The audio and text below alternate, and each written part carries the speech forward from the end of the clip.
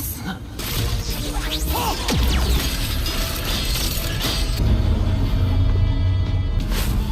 好大一个精！毒气死法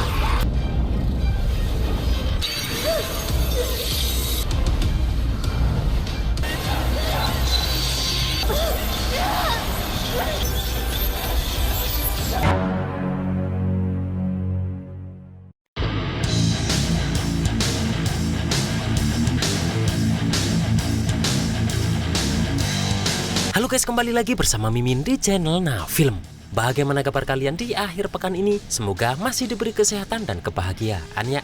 Dan pada video kali ini, Mimin hadir kembali untuk meneruskan alur cerita dari sang penerus Tangsan, yaitu Youhao dan Wang Dong dalam Solen 2 episode terbaru, yaitu Solen 2 episode 55. Yang mana pada Solen 2 episode 55 ini menceritakan Youhao yang melihat Aula Mingde diserang dengan ganas oleh sekte tubuh karena mereka mengincar embrio binatang roh berusia 700.000 tahun.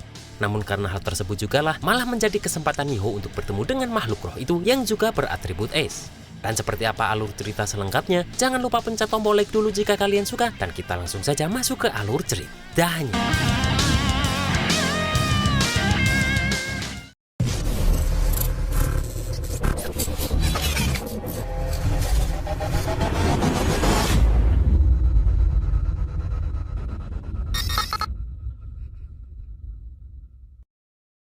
Terlihat di sini Tian Meng pun langsung membangunkan Youhao karena Youhao pingsan akibat ledakan kemarin. Youhao yang tersadar pun bertanya-tanya dari mana kedatangan bom itu, padahal penjagaan di Aula Mingde ini sangatlah ketat. Dan ternyata yang memasang bom tadi adalah orang-orang dari sekte tubuh yang sengaja menerobos untuk sebuah misi.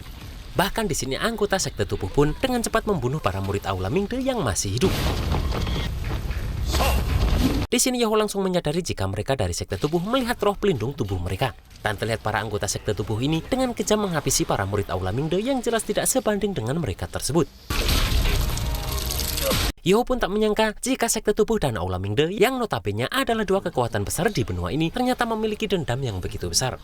Dan Youhao tetap tak bisa terus berdiam diri melihat pembantaian besar-besaran itu meskipun Youhao ini bukanlah berasal dari Kekaisaran Ryu. Namun Tian Meng langsung memperingatkan Youhao bahwa di atas Youhao ada aura yang begitu mengerikan. Dan benar saja jika yang di atasnya itu adalah ketua dari sekte tubuh yang juga datang, yaitu Dubusi. Di sini terlihat Dubusi ini langsung menggunakan teknik racunnya untuk menyerang para murid Aula Mingde yang tersisa. Yang mana teknik racun dari Dubusi ini mampu dengan mudah menghancurkan tubuh seseorang yang terkena racun tersebut.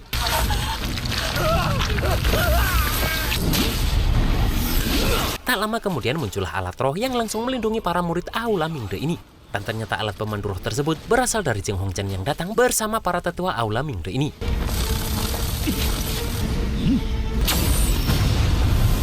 Melihat itu, Dubusi ini dengan cepat meminta semua anggotanya untuk membunuh semua orang dari Kekaisaran Ryu ini.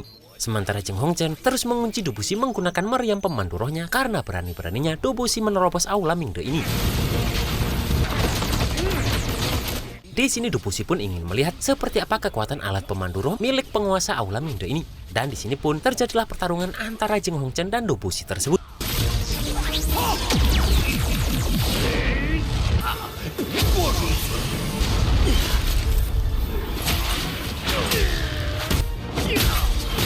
Merasa dirinya terbocok, Jeng Hongchen pun kembali mengeluarkan meriam pemandu rohnya yang lebih kuat lagi untuk dia serangkan kepada Dubusi.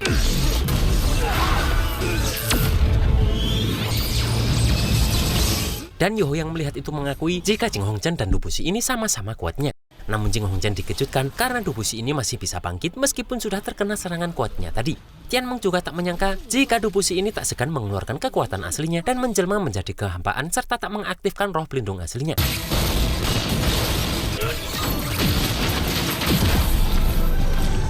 Sementara Youhao bingung mengapa Dubusi tak mau mengakui padahal identitasnya sudah lama terbongkar.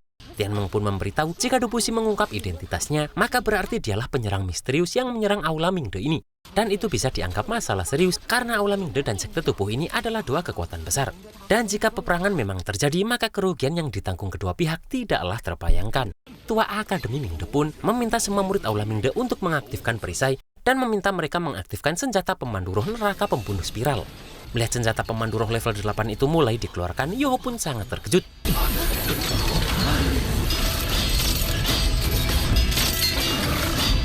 Dan kemudian mereka menembakkan itu, serta tetua Akademi Mingde meminta agar tak ada satupun orang yang disisakan.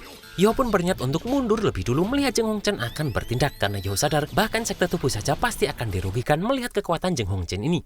Dengan cepat pun, Yoho ini langsung masuk ke dalam lorong yang terbuat karena ledakan dari sekte tubuh kemarin. Dan Yoho merasa bahwa sekte tubuh menggali lorong ini dari luar, kemudian meledakkan fondasi Aula Mingde dari kedalaman tanah. Dan juga Yoho bertanya-tanya apakah sekte tubuh sedang mencari sesuatu melihat lorong yang mereka buat ini sangat banyak dan mempunyai ukuran yang berbeda-beda. Dengan cepat pun Yoho menggunakan deteksi spiritualnya untuk melihat ke setiap sudut lorong itu.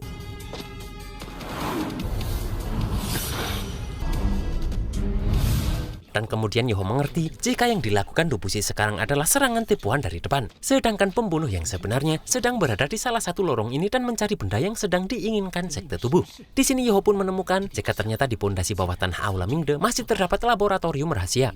Dengan cepat pun Yoho masuk ke dalam laboratorium itu karena sudah mendapatkan aksesnya. Dan setelah Yoho masuk pun terlihat laboratorium itu mulai bersinar dan terbuka.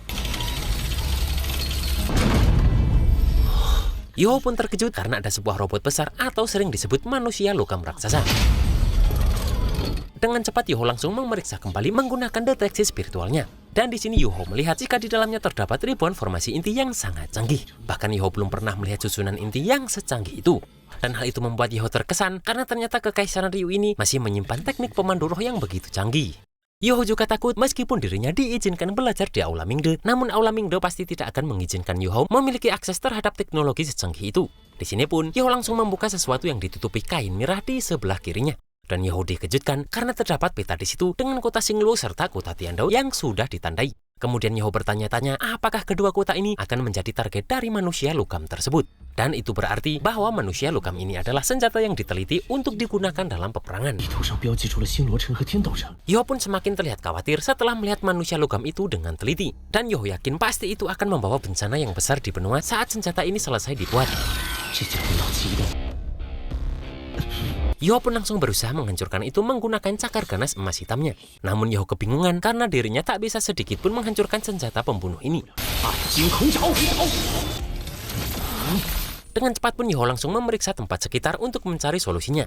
Dan di sini Yoho menemukan sesuatu senjata roh yang berisikan batu safir cahaya bintang.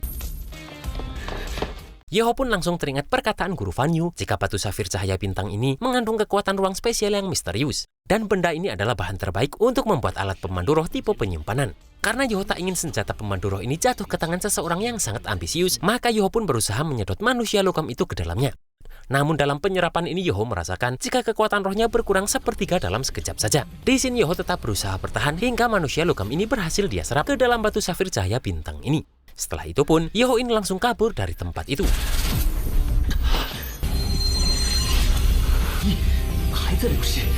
Di sini Yoho pun terus berlari dan tak menyangka jika di bawah tanah Aula Mingde tersembunyi banyak ruang laboratorium rahasia. Kemudian Yoho segera bersembunyi melihat ada seseorang yang datang. Dan ternyata orang yang datang ini adalah salah satu dari anggota sekte tubuh. Di sini terungkap bahwa ternyata sekte tubuh ini mengincar platform penyegel dewa yang didapatkan Kekaisaran Ryu saat berada di turnamen Kekaisaran Xingluo.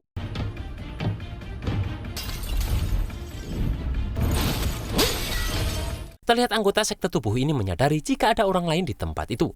Dan dia melihat jika ternyata Dubushi yang datang ke tempat ini.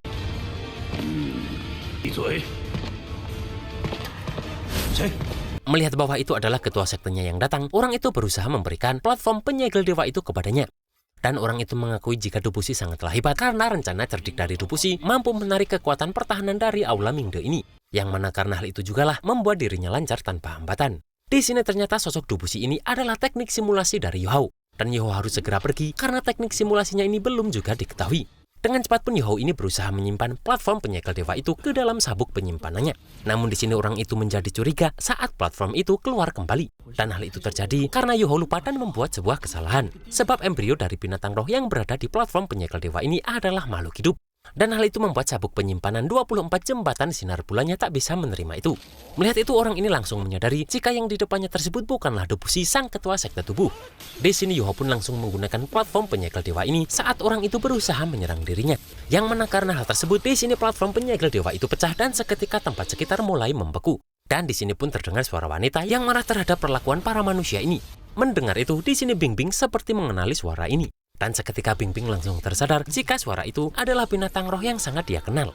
Kemudian Bingbing pun meminta Yuhou segera mengejar makhluk itu karena makhluk itu kehilangan tubuh fisiknya yang membuat jiwanya akan menghilang dalam waktu singkat. Di sini Yuhou pun kembali naik ke Aula Mingde lewat lorong tadi. Dan Yuhou melihat bahwa Dobushi serta Jeng Hongchen ini sedang bekerja sama untuk melawan aura dingin tadi. Di sini Bingbing baru memberitahu bahwa wanita tadi adalah salah satu raja dari 3 raja terkuat di ujung utara. Dan dia adalah peringkat ketiga dari 10 binatang buas terkuat, yaitu gadis es salju surgawi. Bingbing pun tahu jika keadaan gadis salju ini sangatlah mengenaskan karena pada awalnya gadis salju ini berada pada kondisi kritis transformasi binatang roh. Dan karena platform penyegel dewa sudah dihancurkan, maka gadis salju ini mencoba lagi untuk kembali ke bentuk asal binatang roh. Dan jiwanya akan melemah dengan cepat karena gadis salju ini sudah tak mempunyai tubuh fisik. Bingbing juga sangat ingin menyelamatkan gadis salju ini karena gadis salju ini pernah menyelamatkan Bingbing waktu dulu. Terlihat gadis salju ini harus menahan serangan kuat dari Jeng Hongchen dan Dobushi tersebut secara bersamaan. Namun mereka dibuat terkejut karena meski sedang dalam keadaan lemah, namun gadis salju ini masih bisa membekukan serangan dari Dobushi serta Jeng Hongchen ini. Dan gadis salju ini sangat marah karena para manusia ini sudah berusaha memburu dan membunuhnya. Terlihat prajurit di luar Aula Mingde pun dikejutkan karena Aula Mingde yang terkenal sangat aman itu mampu membeku dengan seketika. Dan Dobushi serta Jeng Hongchen pun terkejut karena gadis salju ini berusaha meledakkan diri. Terlihat Jeng Hongchen dan Dobushi ini masih bisa bertahan meskipun tempat mereka berada sudah menjadi puing-puing. Sementara Jeng Hongchen marah karena embrio binatang roh 100.000 tahun miliknya hancur begitu saja. Dan Jeng Hongchen ini langsung berusaha menyerang Dobushi lagi. Kemudian Jeng Hongchen meminta semua orang untuk mengejar melihat Dobushi dan anggota sekte tubuh ini berusaha kabur. Sementara Yuhou terlihat pingsan dan terkena reruntuhan dari tempat ini. Terlihat gadis salju ini tak sengaja masuk ke dalam lautan spiritual milik Yuhou ini. Dengan cepat Bingbing pun bertanya bagaimana keadaan gadis salju ini. Di sini gadis salju tak menyangka jika dirinya masih bisa bertemu dengan Bingbing tersebut. Bingbing pun kembali bertanya apakah gadis salju ini masih bisa pulih setelah tadi dirinya meledakkan kekuatan rohnya. Dan gadis salju ini mengaku bahwa sudah tak mungkin dirinya bisa pulih kembali. Karena selain tubuh fisiknya sudah hancur, jiwanya juga sudah tidak stabil dan kapanpun dirinya bisa hancur. Di sini Bingbing bertanya pada Tianmeng apakah Tianmeng bisa membantu gadis salju ini. Seperti saat Tianmeng membuat Bingbing bertransformasi menjadi roh pelindung Yuhou dan menyatu dengan tubuh Yuhou ini. Namun Tianmeng ini terlihat menggelengkan kepalanya. Mendengar itu gadis salju bertanya apakah mereka berdua ini berada dalam tubuh seorang manusia. Dan Tianmeng pun membenarkan hal tersebut karena ini adalah metode yang dibuat Tianmeng bagi binatang roh untuk menghadapi bencana yang diterima. Dan ini adalah rencananya untuk membangun dewa. Gadis salju ini terlihat menyesal karena jika dirinya tahu dari awal, maka dirinya tak akan mengambil resiko bertransformasi dan diketahui oleh manusia. Gadis salju ini memberi salam perpisahan karena jiwanya sudah tak kuat lagi. Karena jika tidak, maka kultivasinya yang sudah mencapai 700.000 tahun ini akan menghancurkan mereka semua saat dirinya meledak.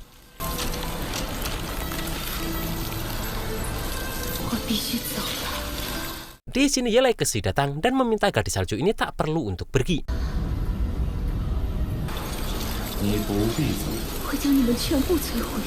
Kemudian gadis salju ini bertanya apakah Ye Lai Kesi ini adalah seberkas kesadaran terpisah dari seorang dewa. Namun Ye Lai Kesi memberitahu jika dirinya hanyalah seorang manusia yang tak ingin menjadi dewa. Ye Lai Kesi juga merasa bahwa kesadaran spiritual gadis salju ini sangatlah murni. Dan seharusnya gadis salju ini tak berakhir seperti ini karena Ye Lai Kesi sadar jika seharusnya gadis salju ini adalah seseorang yang terlahir dari aura langit dan bumi. Gadis salju pun bertanya apakah Ye Lai Kesi ini punya cara untuk menolongnya. Dan Ye Lai Kesi menjawab jika Ye Lai Kesi sedang berada di dalam kondisi terkuatnya, maka dia yakin 80% tingkat keberhasilannya. Namun saat ini Ye Lai Kesi hanyalah secercah kesadaran, maka dari itu kemungkinan keberhasilannya hanyalah 30% saja.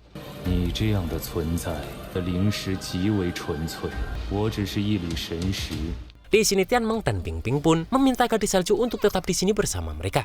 Kemudian di sini terdengar suara Yuhou yang menyapa gadis salju dan memberitahu bahwa dirinya adalah pemilik dari lautan kesadaran ini. Dan Yuhou berharap gadis salju ini mau tinggal di situ sama seperti Tianmeng dan Bingbing. Dan jika gadis salju ini mau menetap, Yuhou akan menganggap gadis salju ini sebagai teman, rekan, bahkan anggota keluarganya. Di sini pada akhirnya gadis salju ini mau mencoba itu setelah diyakinkan oleh semua orang. Dengan menggunakan tongkatnya, Ye Lai Kesi pun mulai berusaha menstabilkan gadis salju ini.